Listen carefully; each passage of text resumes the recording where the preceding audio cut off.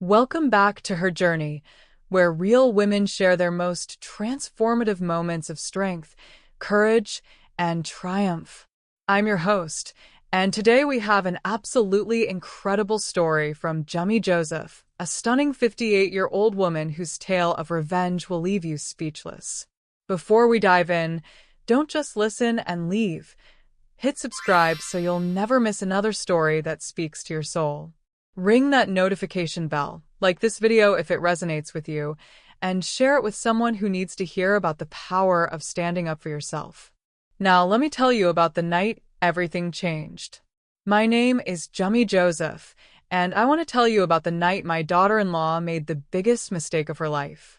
It was a mistake that would cost her everything, though she didn't know it at the time. I was 58 years old, and if I do say so myself, I looked damn good for it. 20 years of yoga, excellent skincare, and the kind of confidence that comes from building a $12 million real estate empire from scratch will do that for you. My silver hair fell in perfect waves past my shoulders, and my green eyes still had the spark that had once graced magazine covers in my modeling days. That particular October evening, I was hosting what I thought would be a pleasant family dinner at my New England estate. The house itself was a testament to my success, a sprawling colonial revival mansion with 8 bedrooms, marble floors, and panoramic views of the Connecticut River. I'd bought it 15 years earlier with cash, back when most people were still struggling with mortgages. The dining room was set with my finest china, crystal that caught the candlelight like captured stars, and fresh flowers from my greenhouse. Everything was perfect, as I always ensured it would be. I took pride in creating beautiful spaces, beautiful moments. It was part of who I was. My son Ethan arrived first with his wife Carla, and I could see the tension in his shoulders the moment they walked through the door. Ethan was 32, tall and handsome like his late father, but he'd inherited my stubborn streak along with my green eyes. Lately, that stubbornness had been directed toward defending his wife's increasingly outrageous behavior. Carla, on the other hand, swept into my home like she owned it. At 28, she was undeniably beautiful in that sharp, calculated way that some women perfect. Platinum blonde hair that costs more to maintain than most people's rent, designer clothes that screamed, "Look at me," and an attitude that suggested the world owed her everything simply because she existed. She'd married my son 18 months ago in what she'd called the wedding of the century, a $200,000 affair that I'd paid for, naturally. At the time, I'd been willing to overlook her obvious gold-digging tendencies because Ethan seemed happy. I'd thought maybe love would soften her edges, teach her some humility. I was wrong. "Hello, darling," I said warmly, embracing my son. "You look tired. Are you getting enough sleep?" "I'm fine, Mom," he said, but his smile didn't reach his eyes. Carla didn't bother with pleasantries. She looked around my dining room with a kind of critical eye that suggested she was cataloging everything for future reference. "New flowers?" she asked. "Must be nice to have so much time for decorating." I ignored the barb. "Would you like some wine?" I opened a lovely Bordeaux. "I suppose," she said, settling into her chair like a queen granting an audience. The evening started badly and went downhill from there. Every conversation topic seemed to irritate Carla. When I mentioned a recent business deal, the acquisition of a waterfront property that would net me a substantial profit, she rolled her eyes. "Always talking about money," she muttered under her breath. When I asked about their plans for the holidays, she launched into a complaint about how family obligations were interfering with her social calendar. When I complimented her dress, a genuine attempt to bridge the growing chasm between us, she snapped, "It's vintage Chanel. Not that you'd recognize real fashion." I'd been in the fashion industry, albeit briefly, in my 20s. I knew more about real fashion than she'd forgotten, but I held my tongue. The breaking point came during dessert. I'd made my grandmother's famous apple tart, a recipe that had been in our family for generations. As I served it, I mentioned that I was thinking of having the recipe published in a local cookbook to benefit the community center. Oh, please, Carla said, her voice dripping with disdain. You're always trying to play the philanthropist. It's embarrassing. Carla, Ethan warned quietly. No, Ethan, I'm tired of pretending. Your mother needs to hear this. She turned to me, her blue eyes cold as winter ice. You need to get a job and stop being a pest. The words hung in the air like a slap. I felt Ethan stiffen beside me, heard his sharp intake of breath. But what surprised me most was my own reaction. I laughed. Not a bitter laugh, not a hurt laugh, but a genuine, delighted laugh that seemed to bubble up from somewhere deep inside me. Because in that moment, sitting in my $1 million dining room, wearing jewelry worth more than most people's cars, having just closed a deal that would add another $500,000 to my portfolio, I realized something wonderful. Carla had no idea who she was dealing with. Oh, sweetheart, I said, still chuckling. You need to find yourself a new place to live. The words were delivered with the kind of calm, pleasant tone I might use to comment on the weather. But Carla's face went white, then red, then white again. What did you just say to me?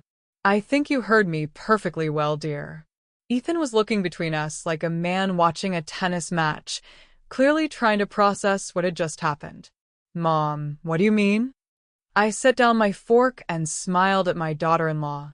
Carla seems to be under the impression that I'm some kind of unemployed burden who spends my days arranging flowers and bothering people. Since she finds my presence so pestilent, I think it's time she found somewhere else to be. You can't kick us out, Carla said, her voice rising. This is Ethan's home too.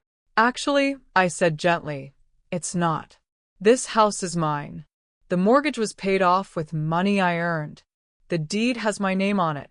Ethan is always welcome here, of course, but you, my dear, have just worn out your welcome. I stood up, smoothing my silk dress. I think it's time you both left. Carla needs some time to think about how she speaks to people who have shown her nothing but kindness and generosity. Mom, Ethan started, but I held up a hand. Ethan, your wife just told me to get a job. In my own home. After I prepared and served her dinner. After 18 months of watching her treat me like hired help. My voice remained calm, but there was steel underneath now. I think some boundaries are overdue. Carla was sputtering, her carefully maintained composure cracking. You can't be serious. Ethan, tell her she can't do this. But Ethan was staring at me with something that looked like dawning realization. He'd seen this look before, when I decided to leave modeling and start my own business, when I decided to buy this house, when I'd made any number of decisions that had shaped our lives. It was the look that said the discussion was over. We should go, he said quietly. Ethan. We should go, Carla. Now. As they gathered their things, I remained perfectly composed. I walked them to the door, kissed my son's cheek, and watched them drive away in the BMW I'd helped them buy. Then I went back to my dining room, poured myself another glass of wine, and began to plan. Because Carla had made a critical error. She'd mistaken my kindness for weakness, my generosity for desperation, my politeness for powerlessness. And now she was about to learn exactly who Jummy Joseph really was. I had 12 million reasons to teach her that lesson, and I intended to use every single one of them. The war had begun, and she had no idea what was coming. The next morning, I woke up in my king-sized bed with Egyptian cotton sheets and watched the sunrise paint the Connecticut River gold through my floor-to-ceiling windows. I felt remarkably peaceful for someone who had just declared war on her daughter-in-law. I'd learned long ago that the best revenge isn't served hot, it's served with meticulous planning and perfect timing. After my morning yoga routine and a breakfast of fresh fruit and coffee, I called my attorney. Simon Grady wasn't just any lawyer. He was the kind of discreet, lethal legal mind that celebrities and Fortune 500 CEOs kept on retainer for their messiest problems. I'd been using his services for 15 years, ever since my real estate business had grown large enough to attract the attention of people who wanted to take what I'd built. Jummy, his familiar voice came through the phone, warm but professional. What can I do for you today? I need to see you, Simon. Today, if possible. It's about family matters. There was a pause. Simon knew me well enough to understand that when I called about family matters in that particular tone, someone was about to have a very bad day. My office at 2? Perfect. Simon's office was in downtown Hartford, housed in a building that looked more like a private club than a law firm. All dark wood, leather-bound books, and the kind of hushed efficiency that came with charging $800 an hour. I dressed carefully for the meeting. A charcoal gray Armani suit that had cost more than some people's monthly rent, paired with my grandmother's pearl necklace. When you're about to plan someone's professional destruction, you should look the part. You look radiant, Simon said as his secretary showed me into his office. Whatever's got you fired up, it agrees with you. I settled into the leather chair across from his massive mahogany desk and crossed my legs elegantly. My daughter-in-law has decided I'm a pest who needs to get a job. Simon's eyebrows rose. He'd met Carla exactly once at Ethan's wedding and had whispered to me afterward that she reminded him of his most expensive divorce cases, beautiful, ruthless, and utterly convinced that tears could solve any problem money couldn't. I see. And you've decided to educate her? I've decided to show her exactly how wrong she is about who holds the power in this family. I leaned forward slightly. I want to rewrite my will, Simon. Completely. How completely are we talking? Ethan keeps his trust fund, of course, but with ironclad provisions that Carla can't touch a single penny. Not through marriage, not through divorce, not if she sweet-talks him into signing something. She gets nothing, now or ever. Simon was already taking notes. That's certainly doable. What else? This was where things got interesting. What do you know about her family's business? Harrison Industries? Commercial real estate, some manufacturing. I know they've been struggling since her father died 2 years ago. She inherited controlling interest, didn't she? As far as I know, yes. Why? I smiled, and I'm sure it wasn't entirely pleasant. Because I'm going to take it away from her. Simon set down his pen and looked at me carefully. Jummy, I've known you for 15 years. You're brilliant. You're ruthless when necessary, and you've never asked me to do anything illegal or unethical. But what you're describing sounds like a hostile takeover, I finished. Perfectly legal, entirely ethical, and exactly what she deserves. That's a complicated proposition. Harrison Industries isn't publicly traded, and even if you could acquire enough shares. Simon, I interrupted gently, do you remember what I did to Richard Blackwood when he tried to steal the Riverside development from me? Simon's expression changed. Richard Blackwood had been a prominent developer who'd attempted to undercut my bid on a major project through a combination of bribery and intimidation.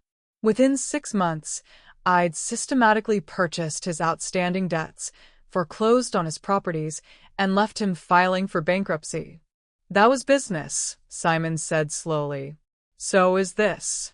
Carla wants to play games with someone she thinks is powerless. I'm going to show her what real power looks like. And if this destroys your relationship with Ethan permanently? I was quiet for a moment, thinking about my son's face the night before, the way he'd looked ashamed but not surprised by his wife's behavior. Ethan is a good man, but he's been blinded by a pretty face and skilled manipulation. If I don't show him who she really is, she'll destroy him slowly, piece by piece, until there's nothing left of the son I raised. I met Simon's eyes steadily. I'd rather have him hate me temporarily than watch her destroy him permanently. Simon sighed and picked up his pen again. What do you need from me? First, the will. I want it ironclad, and I want it done by the end of the week. Second, I need you to research Harrison Industries, their financial situation, their board structure, their outstanding debts. Everything. And third, I need the name of the best private investigator you know. Someone who specializes in corporate malfeasance. Jummy. Simon. That girl has been living far beyond her means since she married my son. Designer clothes, expensive jewelry, luxury vacations. Either she's got family money I don't know about, or she's been creative with company funds. Either way, I want to know where every penny comes from. He was quiet for a long moment, then nodded. Layla Torres. Former investigative journalist, now works private. She's expensive, but she's worth every penny. Perfect. Set up a meeting. As I prepared to leave, Simon looked at me with something that might have been admiration or concern. You know, most people would just cut their losses and hope the marriage fails on its own. Most people, I said, gathering my purse, aren't worth $12 million and didn't build their fortune by hoping other people would do the right thing. I left his office feeling lighter than I had in months. For too long, I'd been playing defense, trying to maintain peace, accepting insults and slights in the name of family harmony. But Carla had crossed a line last night, and she was about to learn that some women don't just fight back. They obliterate the battlefield. That evening, I had dinner alone in my dining room, eating leftover apple tart and planning my daughter-in-law's downfall. The irony wasn't lost on me. She'd called me a pest, not knowing that she was about to discover what a truly dangerous pest could do when properly motivated. By the time I went to bed, I had the outline of a plan that would teach Carla Joseph the most expensive lesson of her life. She wanted me to get a job?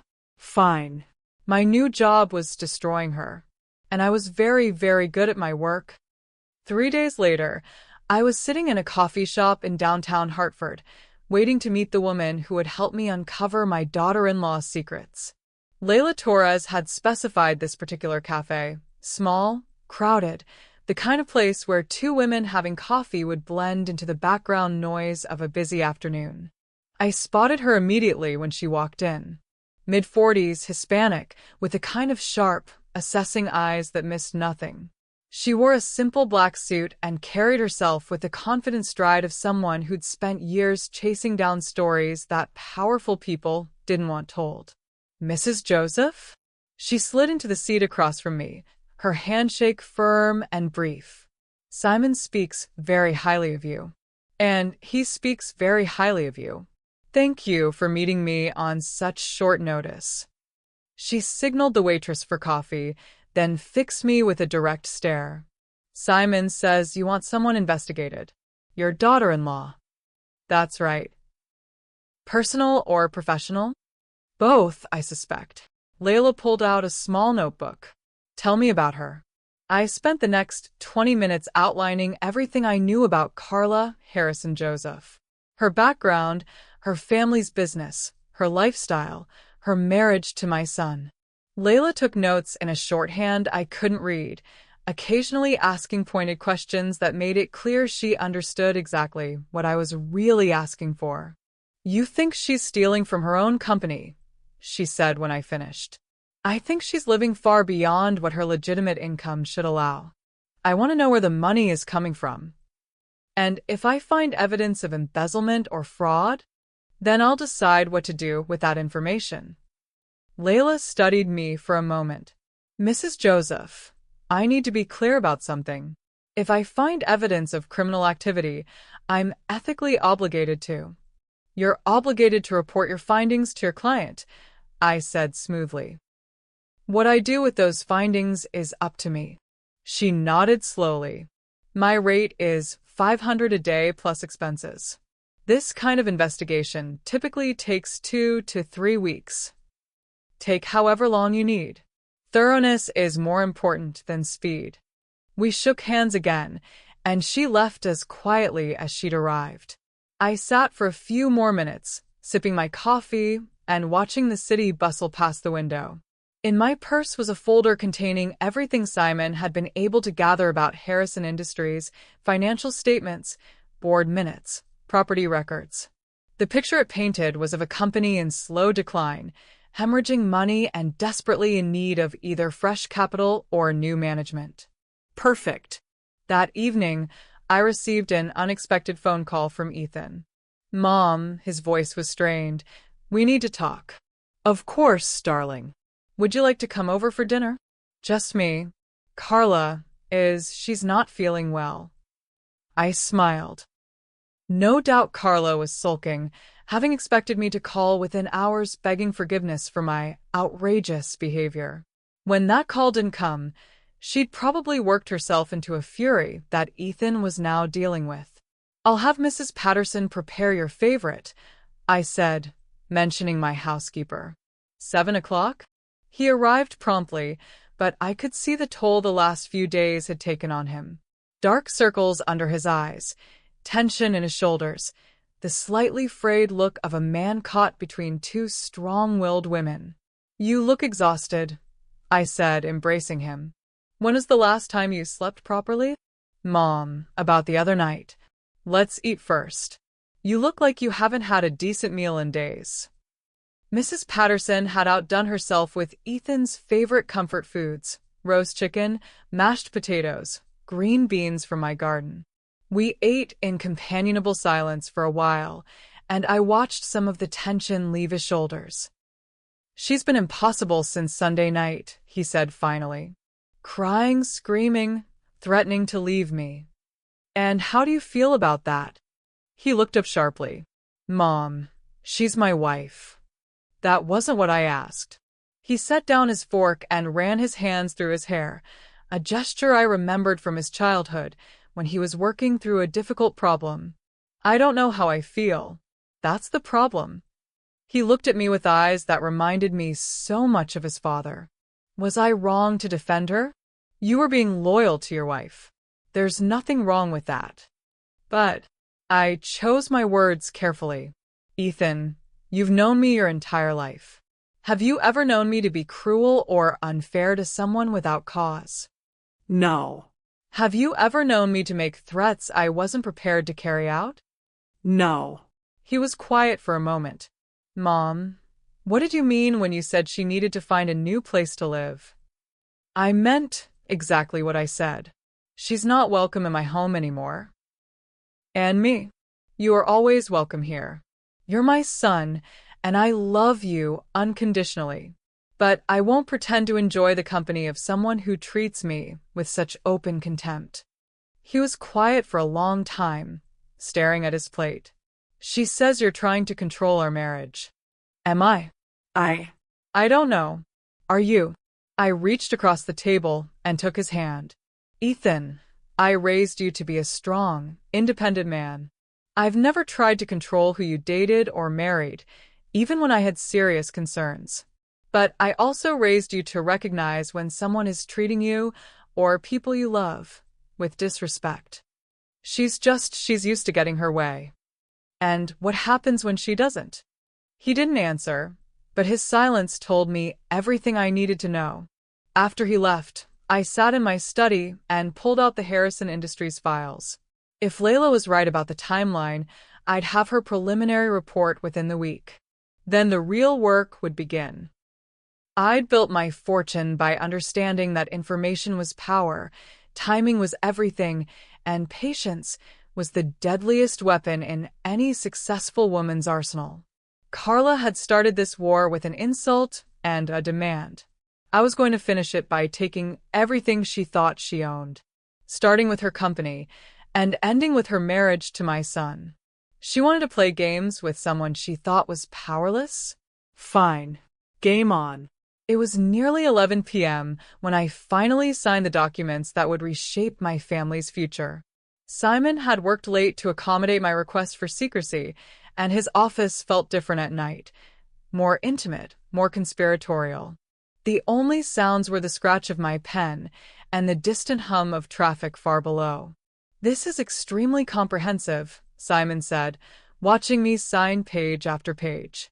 "And extremely punitive." It's extremely fair, I corrected.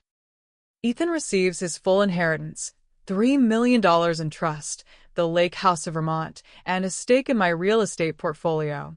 He'll be more than comfortable for the rest of his life. But Carla gets nothing. Carla gets exactly what she's entitled to as my daughter-in-law who told me to get a job and stop being a pest. I signed another page with a flourish. Nothing. The new will was a masterpiece of legal precision. Every clause had been crafted to ensure that no matter what happened, divorce, death, reconciliation, Carla would never touch a penny of my money. If she divorced Ethan, she got nothing. If she stayed married to him, she still got nothing. If she tried to manipulate him into signing over his inheritance, ironclad spendthrift provisions would kick in, protecting the assets until he came to his senses. The trustees you've selected are interesting choices, Simon observed. I'd chosen 3 trustees to oversee Ethan's inheritance. Simon himself, my accountant Marcus Webb, and Patricia Thornfield, my oldest and most trusted friend.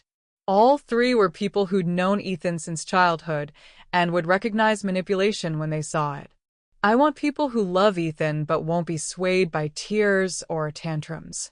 And the offshore provisions? That had been Simon's suggestion. By establishing mirror trusts in the Cayman Islands and Switzerland, we'd created multiple layers of protection that would be nearly impossible for any gold-digging spouse to penetrate.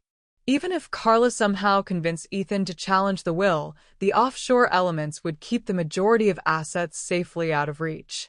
Just a precaution, I said. Though something tells me we're going to need them. As I signed the final documents, I thought about my late husband Michael. He'd been gone for 8 years now, but I could still hear his voice in quiet moments like this.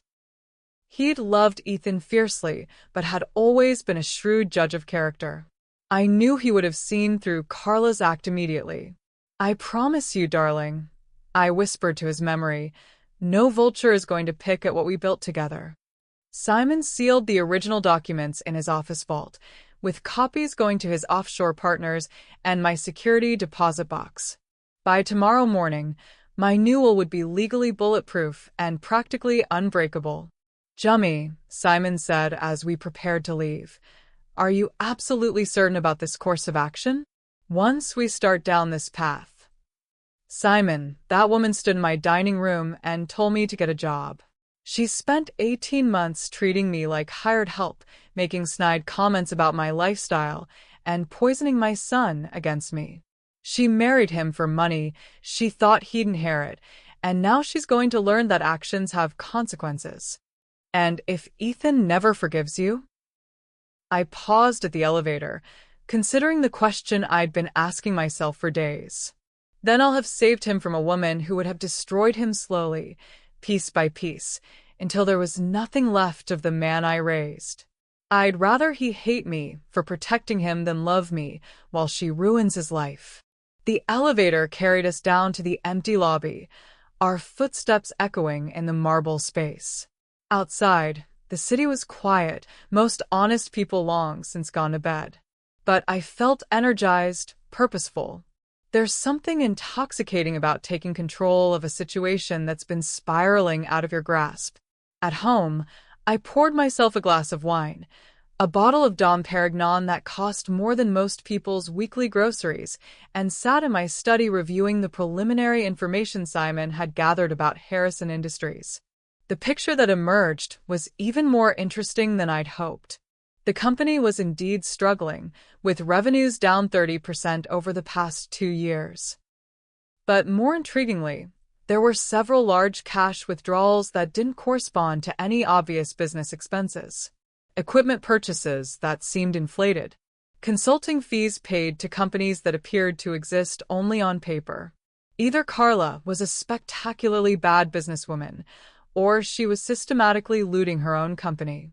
I suspected it was both. My phone buzzed with a text message from an unknown number. Preliminary research complete. Can meet tomorrow afternoon. LT. Layla Torres worked fast.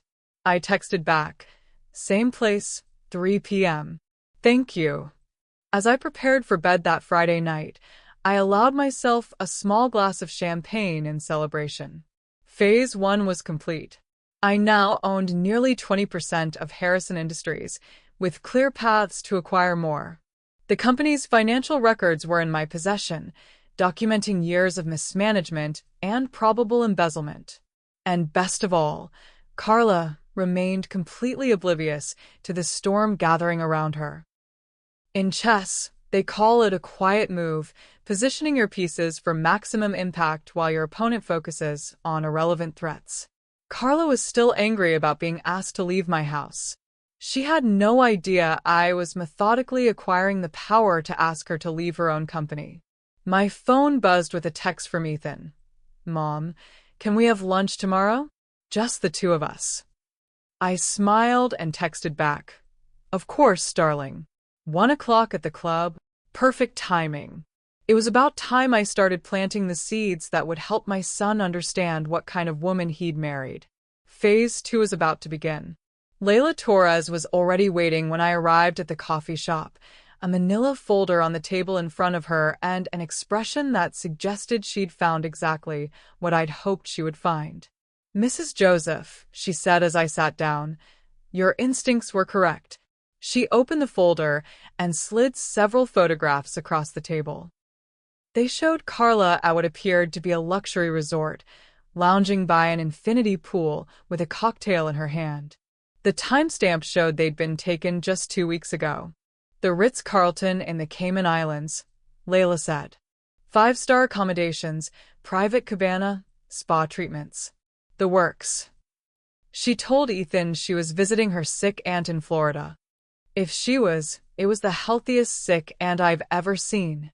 Layla slid over another set of photos showing Carla at what was clearly an expensive restaurant, laughing with a group of people I didn't recognize. This was the same weekend. Dinner for 8 at Ostra, champagne that costs $300 a bottle. I studied the photos while Layla continued her briefing. The trip cost approximately $15,000, all charged to a Harrison Industries credit card under the category Client Entertainment. I assume there were no clients present, unless her manicurist counts as a potential business partner. Layla had been thorough. Over the past 2 years, Harrison Industries had paid for business trips to Paris, Monaco, and the Bahamas. All coincided with periods when Carla had told Ethan she was handling company business. The expenses were always categorized as client entertainment, consulting fees, or market research. How much total? Conservative estimate? Just over $400,000 in the past 18 months. I felt a smile spread across my face. And the company's financial situation? Dire. They're behind on payments to 3 major suppliers. Their line of credit is maxed out, and they've laid off 15% of their workforce in the past year. Layla leaned forward. "Mrs. Joseph, this company is maybe 6 months away from bankruptcy." Perfect. Perfect. A struggling company with questionable leadership and evidence of financial mismanagement is exactly the kind of investment opportunity one specializes in. Layla sat back, understanding dawning in her eyes. "You're going to buy it. I'm going to save it," I corrected. "But first, I need to know who else might be interested in acquiring the assets." That evening, I sat in my study with Marcus Webb, my accountant and financial advisor.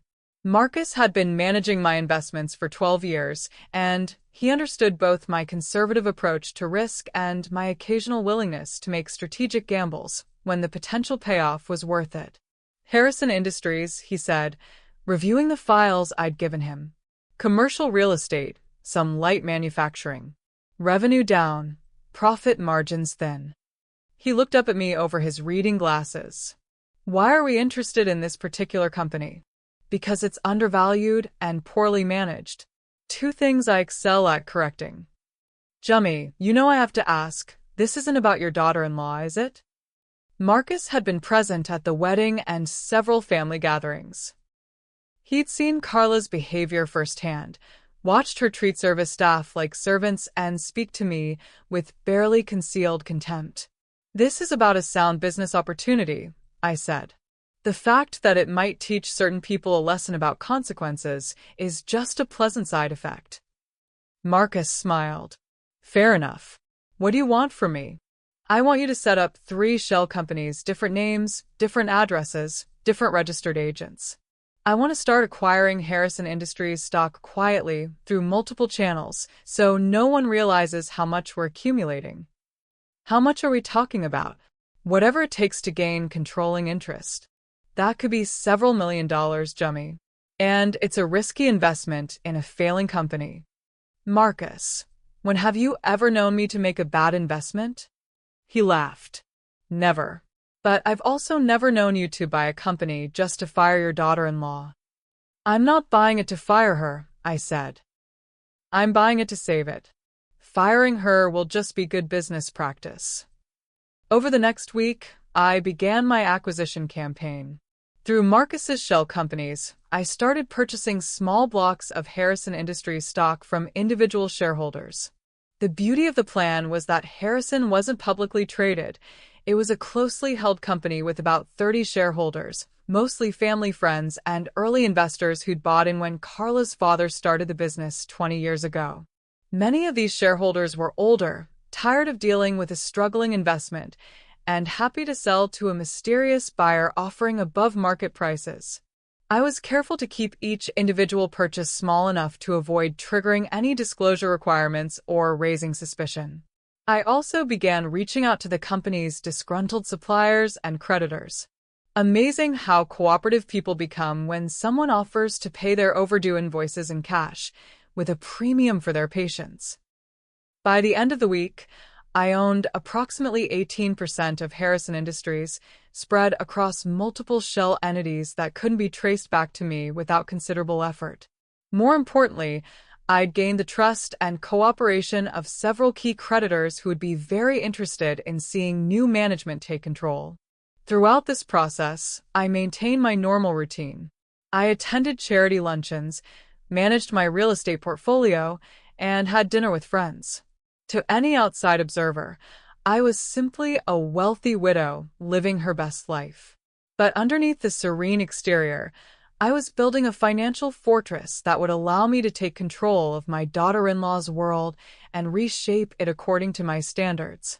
Carla had no idea what was coming. She was still sulking about our dinner confrontation, no doubt expecting me to eventually apologize and beg for forgiveness. Ethan had called twice, clearly hoping to mediate between us, but I'd kept our conversations light and affectionate while firmly declining to discuss his wife. The beauty of my approach was its patience. Carla expected immediate retaliation, tears, threats, dramatic confrontations. Instead, she was getting silence and the growing uncomfortable feeling that maybe she'd underestimated her opponent. She had no idea how right she was. As I prepared for bed, I caught sight of myself in the bathroom mirror. At 58, I looked like a woman who'd lived well, clear skin, bright eyes, the kind of confidence that came from never having to ask anyone for anything. I'd built my fortune through intelligence, hard work, and an absolute refusal to be underestimated. Carla had made the mistake of thinking that because I was polite, I was weak. Because I was generous, I was desperate. Because I'd been quiet about her behavior, I was powerless to stop it. Tomorrow, she would begin to learn how wrong she was. I slipped between Egyptian cotton sheets that cost more than her monthly car payment and fell asleep planning the next phase of her downfall. In my dreams, I was 25 again, walking down a runway in Milan while cameras flashed and crowds applauded. But this time, instead of modeling clothes, I was modeling power. And I looked absolutely radiant wearing it. Saturday lunch at the Hartford Country Club was a study in understated elegance. The dining room overlooked pristine golf greens, and the murmur of civilized conversation provided the perfect backdrop for delicate family discussions.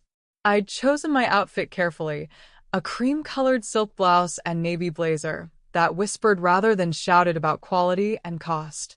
Ethan arrived looking harried, his usually perfect appearance slightly rumpled. The dark circles under his eyes had deepened, and I could see the tension in the way he carried himself.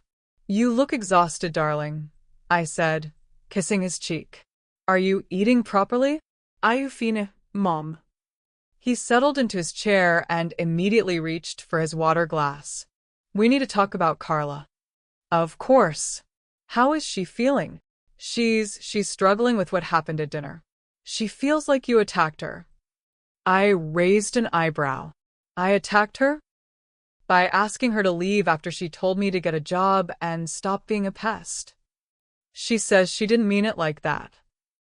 "How did she mean it then?" Ethan ran his hands through his hair, that familiar gesture from childhood when he was trying to solve an impossible puzzle. "I don't know, Mom.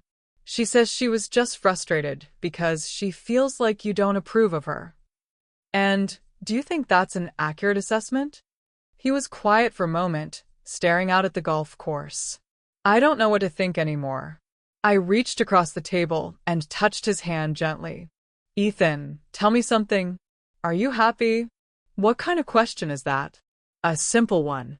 In your marriage, in your day-to-day life, are you happy?" The pause that followed told me everything I needed to know. "Marriage is complicated, Mom. It's not like the movies." "No, it's not. But it should bring you joy, not constant stress." "Your father and I had our challenges, but even during our worst fights, I never doubted that we were on the same team." "Carla and I are on the same team." "Are you?" "Because from where I sit, it looks like you're constantly trying to manage her reactions, mediate her conflicts, and apologize for her behavior." His jaw tightened. "She's been under a lot of pressure at work." This was the opening I'd been waiting for. "Oh, what kind of pressure?" "The company's been struggling since her father died. She's trying to keep it afloat, but it's been really difficult." I imagine it would be, especially for someone without much business experience. "She's learning." "I'm sure she is." "What kind of challenges is she facing?" And there it was, the opportunity to plant seeds of doubt while appearing completely innocent and supportive. Over the next 20 minutes, Ethan outlined Harrison Industries' problems with the frustrated concern of a husband watching his wife struggle. Cash flow issues, supplier problems, employee turnover, declining contracts. What he didn't mention, because he didn't know, were the luxury vacations, the expensive dinners, the mysterious consulting fees. But I could see the strain in his face as he described Carla's long hours and frequent business trips. "She's been traveling a lot lately," I said carefully. "That must be difficult for both of you." "She says it's necessary. Client meetings, potential investors." She was just in the Cayman Islands last month meeting with some international clients. "The Cayman Islands? How interesting. What kind of clients?" "I'm not sure exactly. She doesn't like to talk about work details when she gets home. She says she needs to decompress." I filed this information away. So Carla had lied to Ethan about the nature of her trips, just as she'd lied about the sick aunt in Florida. My son was being systematically deceived by the woman he'd married, and he was too trusting to see it. "That must be lonely for you," I said gently. "Sometimes." He looked at me with something like desperation. "Mom, I know you and Carla got off on the wrong foot, but she's my wife. I need you two to find a way to get along." "I'm not the one who needs to find anything, Ethan." I opened my home to her, treated her with courtesy and respect, and was told to get a job and stop being a pest for my trouble. She was having a bad day. Was she? Or was she showing me exactly what she thinks of me? Before he could answer, I spotted someone across the dining room who made my pulse quicken with anticipation. Margaret Crawford, Harrison Industries' longtime board secretary, was having lunch with her daughter. Margaret had been one of Carla's father's closest friends and still held a significant number of company shares. "Excuse me for just a moment, darling," I said to Ethan. "I need to say hello to an old friend." Margaret and I had known each other peripherally through various charity events over the years. She was a widow like me, though not nearly as well positioned financially. I approached her table with the warm smile I reserved for potential allies. Margaret, how lovely to see you. Jummy, dear, how are you managing? I heard about your unfortunate situation with your daughter-in-law. I nearly laughed. In a town like Hartford, gossip traveled faster than the speed of light. No doubt the story of our dinner confrontation had been embellished and passed around every social circle in the city.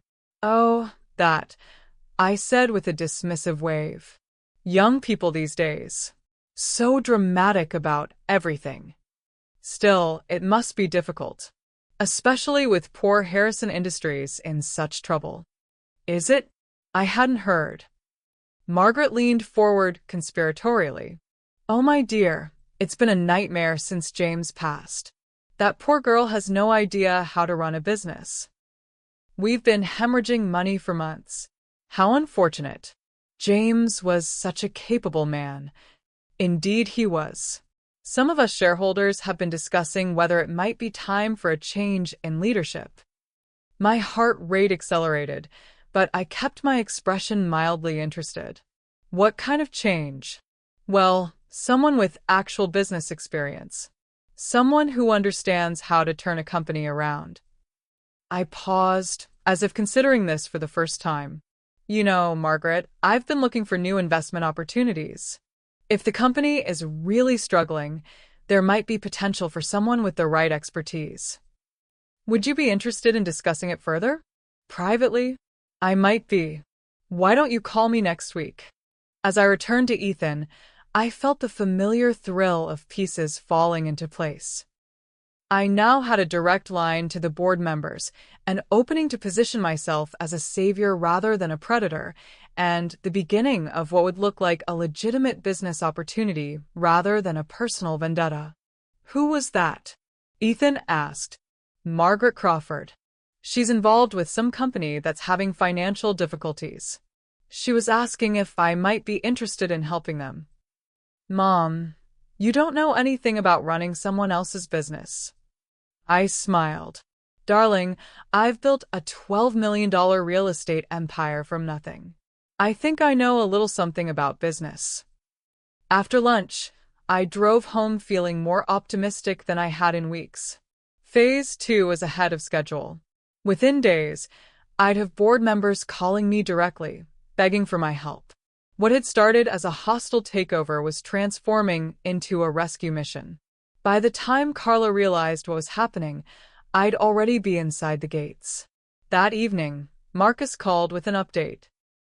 We've acquired another 8% through the Peterson family sale, he said. That puts us at 26% total. Excellent. Any red flags? None so far. Though I did hear something interesting from my contact at Hartford Trust. What's that? Harrison Industries has been shopping for a major loan. Apparently, they need an infusion of at least $3 million to avoid defaulting on their current debt. Perfect. A company desperate for capital was a company ready to accept help from any source, even if that source was the mother-in-law of their current CEO. I poured myself a glass of wine and settled into my study to review the latest financial reports. Tomorrow was Sunday, which meant Ethan would probably call again, still trying to play peacemaker between his mother and his wife. But I was done playing games. It was time to let Carla know that she was no longer in control of her own destiny. The war was about to move from the shadows into the light, and I couldn't wait to see the look on her face when she realized who she'd been fighting all along. Monday morning arrived gray and drizzly, the kind of October weather that makes Hartford look like a city in mourning.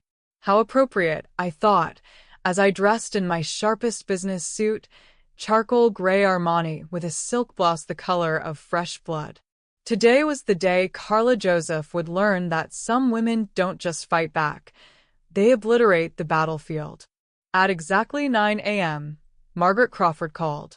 Jummy, dear, I've spoken with several of the other board members about our conversation yesterday. Would you be available for an emergency meeting this afternoon? Emergency meeting? The situation is more dire than I initially let on. We received notice this morning that our primary creditor is calling in their loan. We have 30 days to pay $2.8 million or they'll begin foreclosure proceedings. I felt a smile spread across my face. How terrible. Of course, I'll help however I can. What time? 2 o'clock at the Harrison Industries offices. And Jummy? Please don't mention this to anyone. We're trying to keep this confidential until we figure out our options. Of course. I'll see you this afternoon. After hanging up, I called Marcus. It's time to accelerate our timeline. I want to control 40% of the company by close of business today. That's going to require some aggressive purchasing. Then be aggressive. And Marcus? I want Layla Torres at that board meeting this afternoon as my forensic accountant. Jummy, what exactly are you planning? I'm planning to save a failing company from incompetent leadership. The fact that it will humiliate my daughter-in-law is simply good business practice. At 2 o'clock sharp, I walked into the Harrison Industries conference room like I own the place. Which, technically, I was about to. The board members were already seated around a mahogany table that had seen better days, their faces showing the strain of months of financial pressure. Margaret Crawford made introductions. Besides herself, there were 5 other board members. Robert Peterson, whom I'd bought out just days earlier, though he didn't know it yet. Susan Mitchell, a family friend who looked ready to cry. James Harrison's brother Thomas, who'd clearly been drinking. Elderly Mrs. Whitmore, who'd been James's secretary for 30 years. And Dr. Paul Richards, who'd invested early and now looked like he regretted it. Thank you all for coming, Margaret began. As you know, we're facing a critical situation. Jummy Joseph has graciously agreed to review our options. I stood, projecting the kind of confidence that had closed million-dollar deals and intimidated boardrooms full of men who'd underestimated me. Ladies and gentlemen, I've reviewed your financial statements, and I'll be direct. This company is approximately 90 days away from bankruptcy. The silence that followed was profound. However, I continued, the underlying assets are sound. The problem isn't the business model, it's the management. Now wait just a minute, Thomas Harrison sputtered. Carla's doing her best under difficult circumstances. Is she? I turned to Layla, who was setting up her laptop. Ms. Torres, would you please share what your audit revealed? The next 20 minutes were devastating. Layla methodically documented every suspicious expense, every mysterious consulting fee, every luxury vacation charged to company accounts. The photos from the Cayman Islands appeared on the conference room screen, followed by receipts for spa treatments, designer shopping, and 5-star dining. Over the past 18 months, Layla concluded, approximately $400,000 in company funds have been spent on personal expenses disguised as business costs. The room erupted.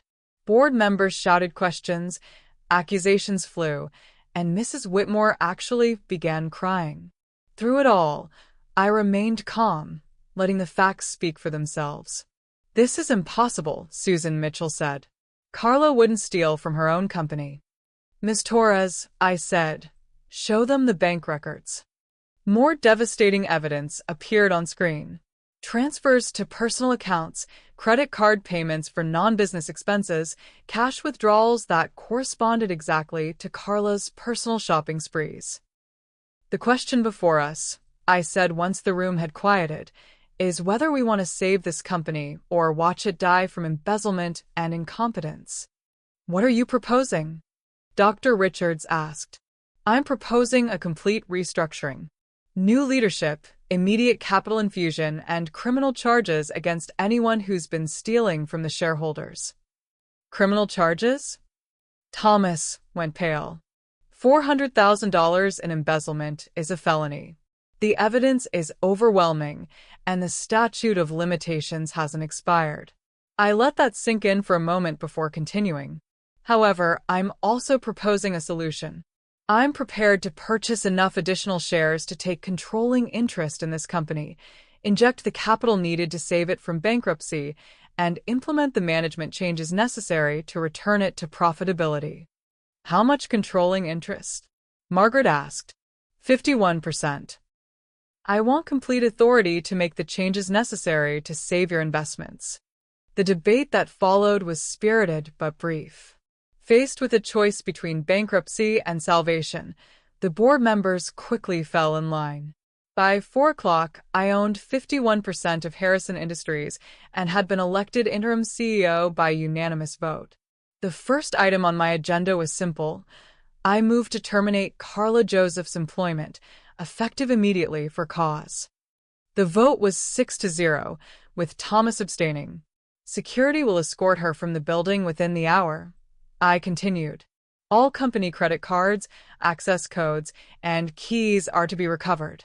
A complete audit of her office and computer files will begin tomorrow morning.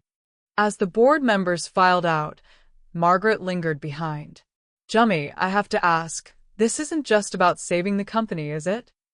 I smiled. Margaret, when someone tells you to get a job and stop being a pest, sometimes the best response is to take their job and show them what a real pest looks like. By 5 o'clock, I was sitting in what had been Karla's corner office, watching through the floor-to-ceiling windows as security guards escorted my former daughter-in-law to her BMW. Even from the 7th floor, I could see the shock and rage in her posture as she was handed a cardboard box containing her personal effects. She looked up at the building, scanning the windows as if she could sense my presence. When her eyes found mine, I raised my coffee cup in a small salute. Her face went white, then red, then white again. I picked up my phone and dialed Ethan's number. Ethan? It's your mother. I have some news about Harrison Industries that I think you should hear. The war was over. Karla had lost everything, her job, her company, her source of income, and very soon her marriage. But I was just getting started. Ethan arrived at my house that evening looking like a man who'd been hit by a truck. His hair was disheveled, his shirt wrinkled, and his eyes held the shell-shocked expression of someone whose entire world had just collapsed. Mom, he said as Mrs. Patterson showed him into my study, please tell me this is some kind of misunderstanding. I was sitting behind my antique mahogany desk, the same desk where I'd signed the papers that had just destroyed his wife's career. I'd changed from my business suit into a silk dress the color of midnight, paired with my grandmother's pearl necklace. If you're going to deliver devastating news, you might as well look elegant doing it. Sit down, darling. We have a lot to discuss. He collapsed into the leather chair across from me, running his hands through his hair in that familiar gesture of distress. The security guards called me. They said Karla had been terminated and escorted from the building. They said you were the new CEO. That's correct. How is that possible? You don't know anything about Harrison Industries. I opened the folder on my desk and slid several documents across to him. On the contrary, I know quite a lot about Harrison Industries, including the fact that your wife has been embezzling from the company for over a year. The color drained from his face as he looked at the bank records, receipts, and photographs that documented Karla's systematic theft. This can't be right. I'm afraid it is. $400,000, Ethan. Luxury vacations, designer shopping, spa treatments, all charged to company accounts while the business was failing and employees were being laid off. But the trips were for business. She told me. She lied to you. Just like she lied to the board, to the shareholders, and to the IRS. I pulled out another set of documents. These are the tax returns she filed on behalf of the company. Notice how none of these personal expenses were properly categorized or reported as income. Ethan stared at the papers like they might change if he looked at them long enough. Mom, I need you to explain to me how you suddenly own a company that my wife was running yesterday. It's quite simple, actually. I've been buying shares for the past month. When the board realized the company was about to go bankrupt due to your wife's mismanagement and theft, they asked me to save it. You've been buying shares for a month? Since our dinner? Since the night your wife told me to get a job and stop being a pest, yes. He was quiet for a long moment, processing the implications.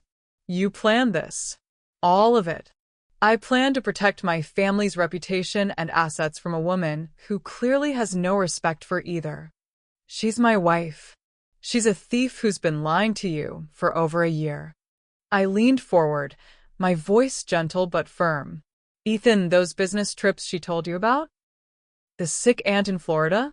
The client meetings in the Cayman Islands? All lies. She was vacationing on company money while telling you she was working. I watched my son's face as the full scope of his wife's deception sank in.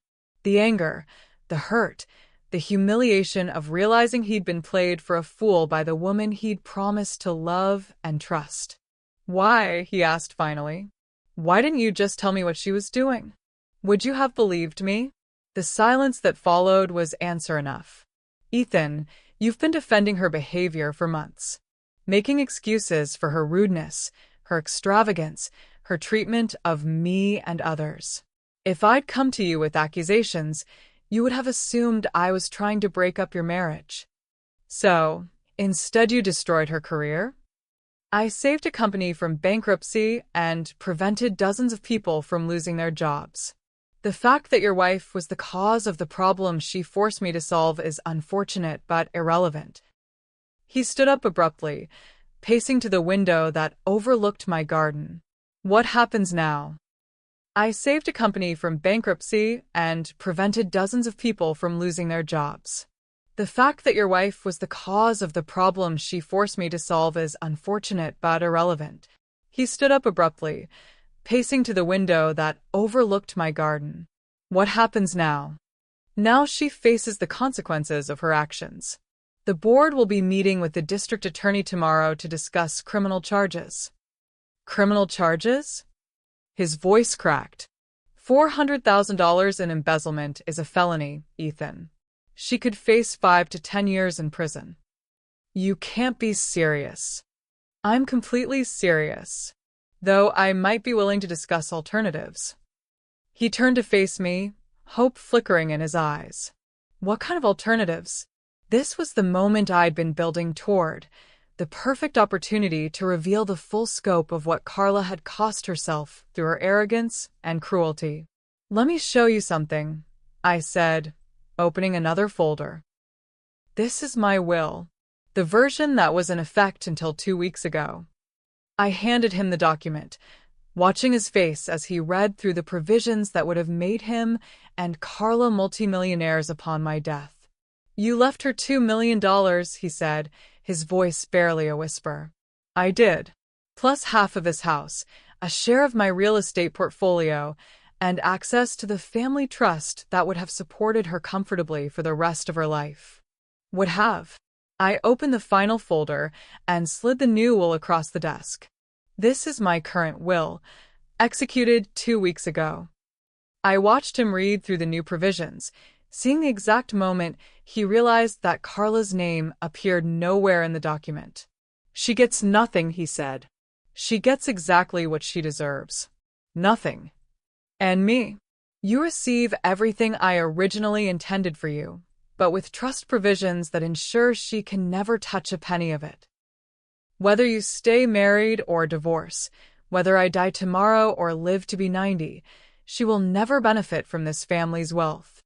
Ethan sank back into his chair, the full weight of what his wife had cost them finally settling on his shoulders.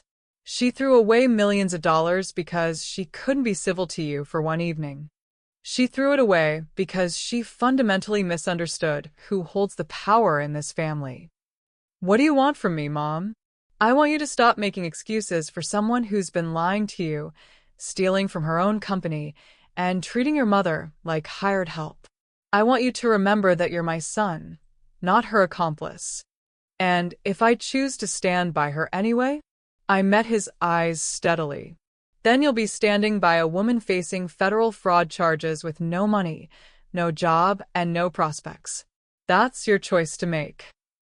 He was quiet for a long time, staring out at the garden where the last roses of autumn were blooming in defiance of the approaching winter. She'll never forgive me if I don't defend her. Ethan, She's been lying to you about everything that matters. Why are you worried about her forgiving you?" When he left an hour later, he looked like a man carrying the weight of the world. I felt a pang of sympathy for my son, but not enough to regret what I'd done. Sometimes the kindest thing you can do for someone is show them the truth, even when that truth is devastating. Especially when that truth is devastating. I poured myself a glass of wine and settled into my reading chair with a book, feeling more at peace than I had in months. Tomorrow would bring more revelations, more consequences, more opportunities for Carla to learn exactly what it cost to underestimate Jummy Joseph.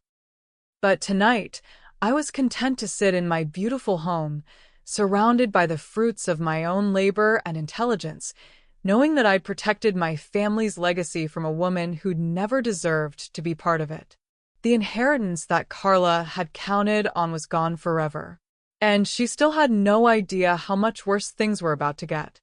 The Hartford Courant's headline the next morning was everything I could have hoped for. Local heiress accused of embezzling $400,000 from family business. I read the article over coffee and fresh croissants, admiring the reporter's thoroughness.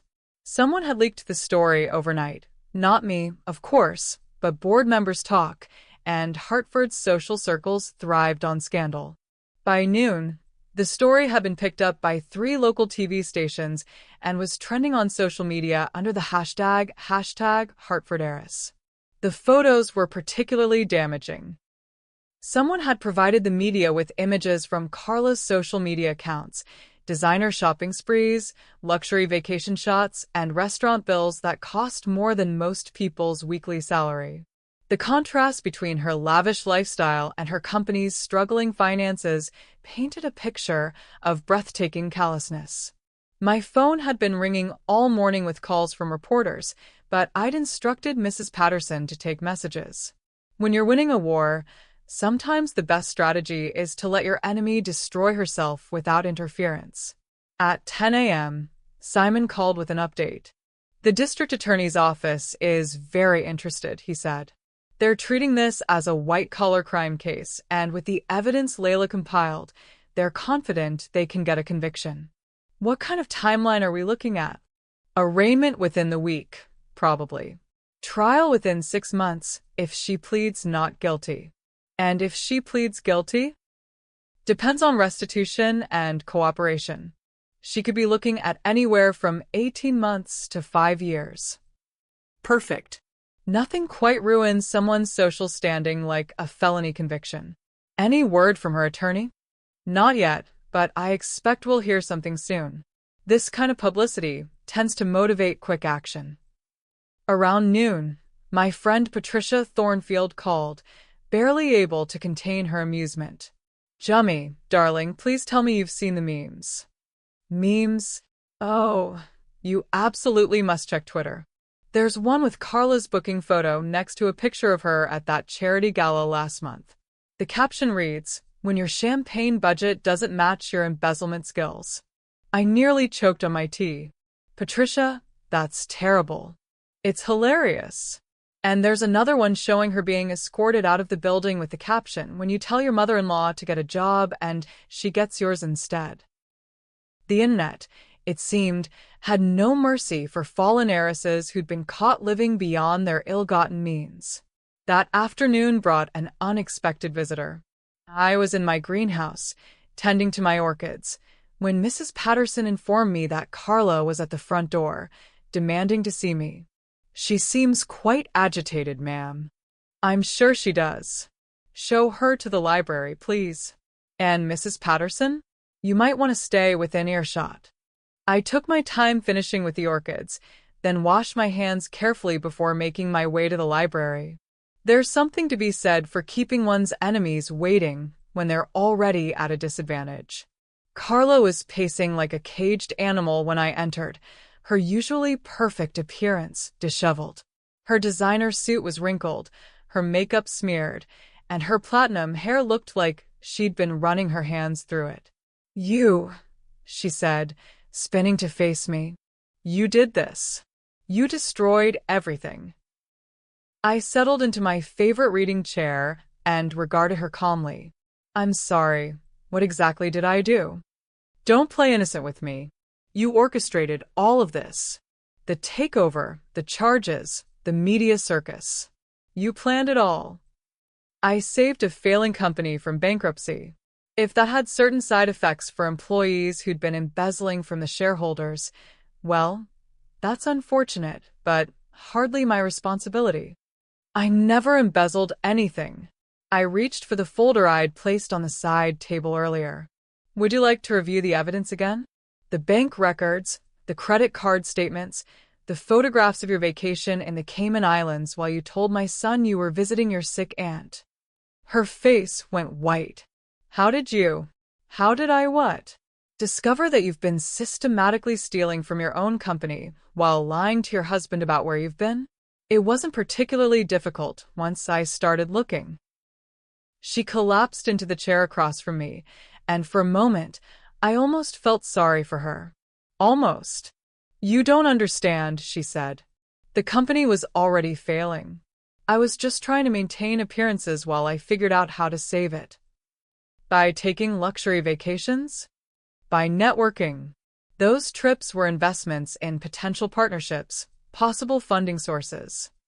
Funded by stolen money and documented as fraudulent business expenses. It wasn't supposed to happen like this. What wasn't supposed to happen?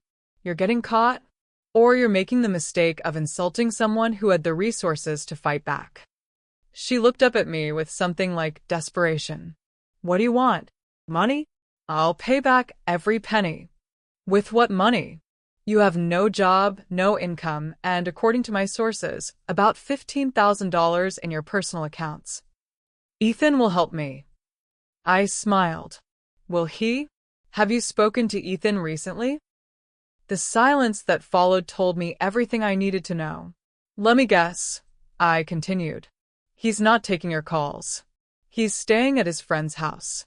He's asked you to move out of the apartment I helped you both purchase. Her face crumpled. He won't even look at me. He says he doesn't know who I am anymore. Well, that's hardly surprising. Finding out your wife has been lying about everything for over a year tends to shake a man's faith in the relationship. I love him. Do you? Or do you love the lifestyle he provided access to? That's not fair. Isn't it? Carla, you told me to get a job and stop being a pest. In front of my son, in my own home, after I'd prepared and served you dinner. What part of that sounds like the behavior of someone who loves and respects her husband's family? She was crying now, ugly tears that smeared her makeup and made her look far younger and more vulnerable than her 28 years. I'm sorry, she whispered. I'm so sorry. I was wrong, and I'm sorry. I'm sure you are. Sorry you got caught. Sorry you're facing prison time. Sorry you threw away millions of dollars in inheritance money over a petty insult. Her head snapped up. Emilio? I showed her the old will, watching her face as she realized exactly what she'd cost herself. $2 million, I said conversationally, plus half of this house, investment income, and access to the family trust. All gone because you couldn't manage to be civil for one evening. You can change it back, she said urgently. You can fix this. I'll do anything. Can you undo 18 months of embezzlement? Can you give back the money you stole? Can you erase the lies you told my son? I'll make it right. I'll confess. I'll cooperate with the prosecution. You'll serve your time and accept the consequences of your choices. I stood up, smoothing my dress. This conversation is over, Carla. You're no longer welcome in my home, and you're no longer part of my family. The district attorney will be in touch about your arraignment. As I moved toward the door, she called after me. Wait. What about Ethan? What about my marriage? I paused in the doorway. What about it? You could talk to him. You could help us reconcile. I turned back to face her one last time. Carla, you destroyed your marriage the same way you destroyed everything else, through lies, selfishness, and the arrogant belief that actions don't have consequences. I didn't break up your marriage. I simply revealed what it was really built on. The last thing I heard as I walked away was the sound of her sobbing. That evening, the story led the local news. Security footage of Carla being escorted from the Harrison Industries building played on repeat, accompanied by expert commentary about white-collar crime and corporate fraud. The reporter noted that the new CEO, identified only as a local businesswoman with extensive real estate experience, had declined to comment. I didn't need to comment. The results spoke for themselves. Harrison Industries' stock price had jumped 12% on news of the management change. 3 major clients had already called to discuss renewing contracts they'd been planning to cancel. Employee morale was at an all-time high now that they knew their jobs were secure. Meanwhile, Carla Joseph had become Hartford's most infamous social pariah, her name synonymous with greed, deception, and spectacularly poor judgment. As I prepared for bed that night, I reflected on how perfectly everything had played out. I'd saved a company, protected my son from a toxic marriage, and delivered a masterclass in consequences to a woman who'd forgotten that actions have prices. The war was over, but the victory was just beginning. 6 months later, I stood in the renovated executive conference room of Harrison Industries, looking out at the Hartford skyline through newly installed floor-to-ceiling windows. The view was spectacular, a testament to how much could change when competent leadership replaced arrogant incompetence. The numbers spoke for themselves. In the 6 months since I'd taken over, the company had returned to profitability, restored its credit rating, and regained the confidence of major clients. We'd hired back the employees who'd been laid off, given bonuses to those who'd stayed through the difficult times, and established a culture of transparency that made the previous management's secretiveness look even more damaging in retrospect. More importantly, we'd done it all while maintaining the highest ethical standards, a pointed contrast to the previous regime's flexible relationship with honesty. My phone buzzed with a text from Marcus. Final numbers are in. Company valuation has increased 43% since acquisition. Congratulations, you brilliant woman. I smiled, setting the phone aside as Simon entered the conference room with a folder under his arm and a satisfied expression on his face. The final settlement papers, he said, placing the documents on the table. Carla's attorney finally convinced her to accept the plea deal. I opened the folder and reviewed the terms. 18 months in minimum security prison, 5 years probation, and full restitution of the $400,000 she'd embezzled, to be paid through garnished wages for the rest of her working life. She'll be out in 12 months with good behavior, Simon continued. But the felony conviction means she'll never work in finance or corporate management again. And the divorce? Finalized last week. Ethan gets to keep the apartment and his personal assets. She gets nothing, as per the prenup you wisely insisted they sign. Ah yes, the prenuptial agreement. I'd couched it as protection for Ethan's modest trust fund, but it had proven invaluable when it came time to divide assets. Carla left the marriage with exactly what she'd brought into it, her personal belongings and a mountain of legal debt. How is Ethan handling everything? Simon's expression softened. Better than expected. He's been coming to family dinners again, I hear. Indeed he had. My son had spent the first month after Carla's arrest in a state of shocked denial, then another month in therapy working through the betrayal and humiliation. But gradually, as the full scope of his ex-wife's deceptions became clear, he'd begun to heal.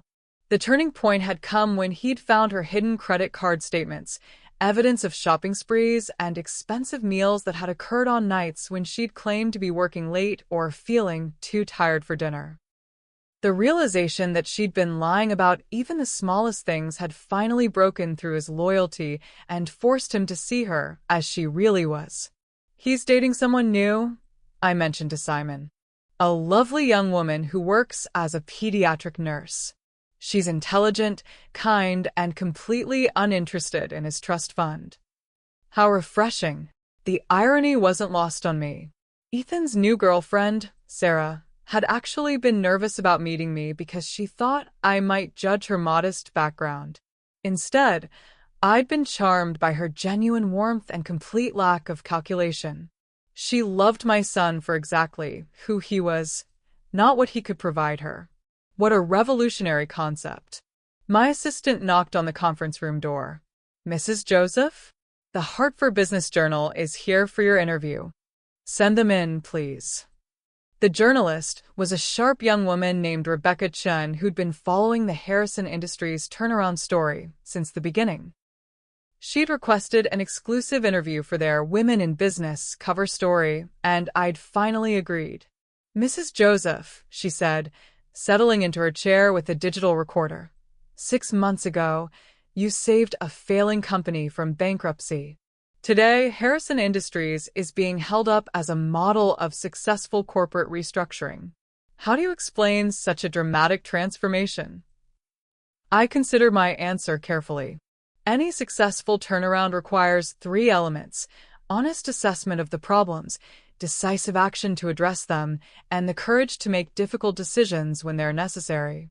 The previous CEO was your daughter-in-law. That must have made the decision to terminate her employment particularly difficult. "On the contrary," I said calmly, "when someone is embezzling from shareholders and lying to employees, personal relationships become irrelevant. My first responsibility was to the company and its stakeholders." Some people have suggested that your actions were motivated by a personal vendetta rather than business concerns. I smiled.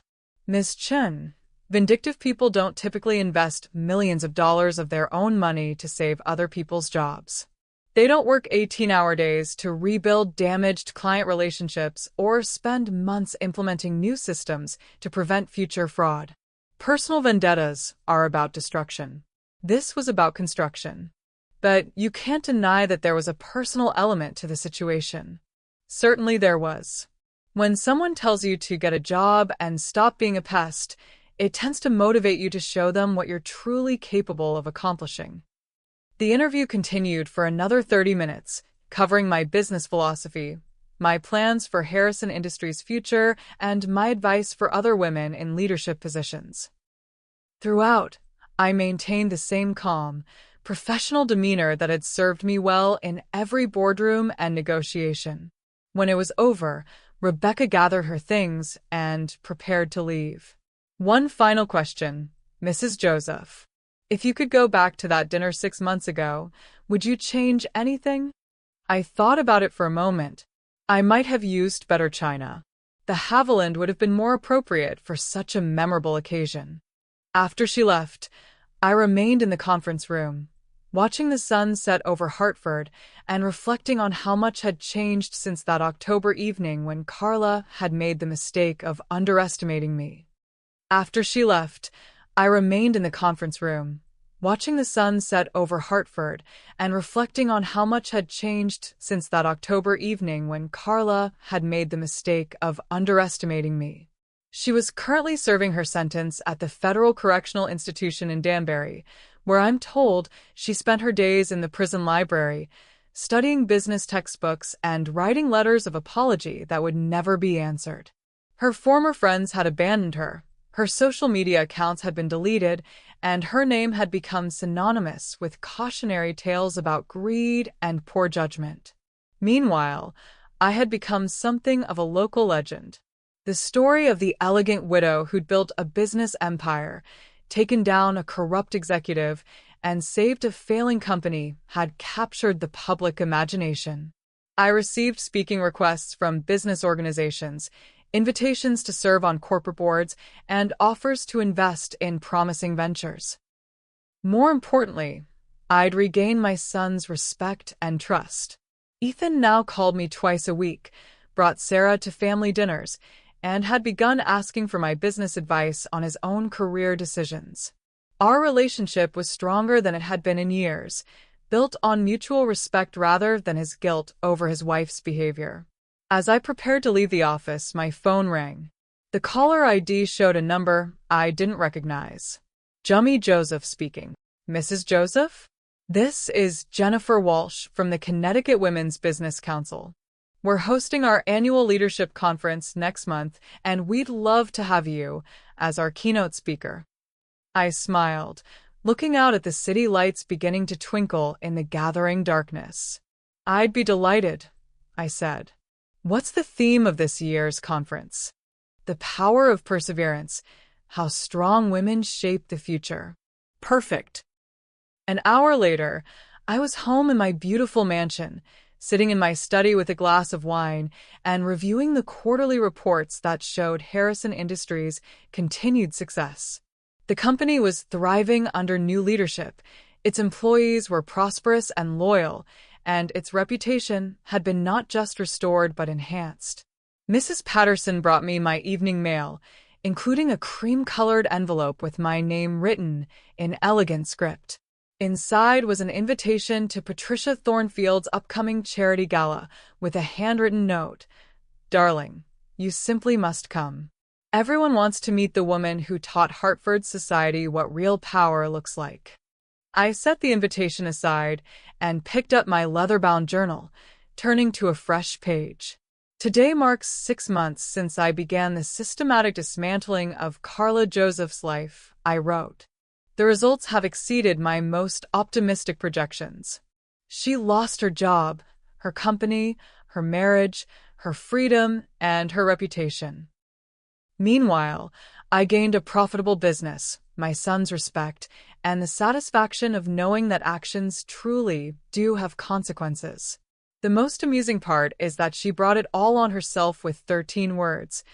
Get a job and stop being a pest. If she had shown me even basic courtesy that evening, she would still be living in luxury, married to my son, and positioned to inherit millions upon my death. Instead, she's serving time in federal prison, financially ruined and permanently barred from the world she thought she was entitled to inhabit. I suppose there's a lesson in that for anyone foolish enough to mistake kindness for weakness or generosity for desperation. Some women don't just fight back when provoked. They destroy their enemies so thoroughly that they become cautionary tales for future generations.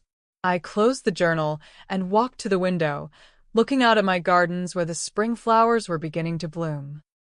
Tomorrow I would return to Harrison Industries, where I would continue building something worthwhile from the wreckage of Karla's mismanagement.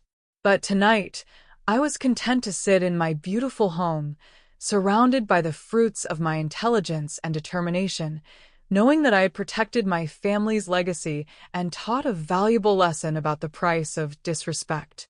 A lady doesn't start wars, I thought, remembering the closing line I'd planned for this moment.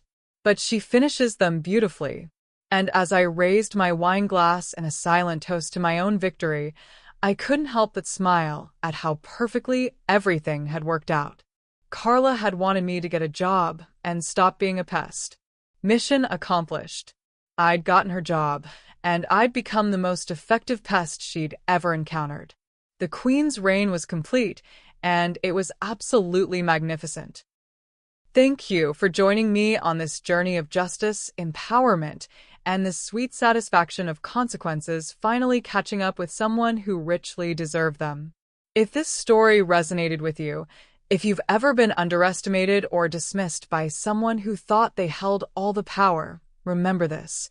Intelligence, patience, and strategic thinking will always triumph over arrogance and cruelty.